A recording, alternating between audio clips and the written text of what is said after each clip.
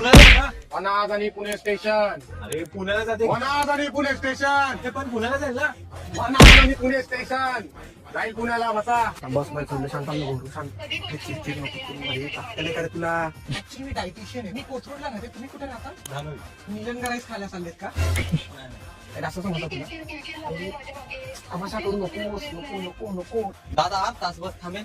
वनाज आणि पुणे स्टेशन. दादा ठीक आहे ते पण 8 तास बस थांबेल. वनाज आणि पुणे स्टेशन.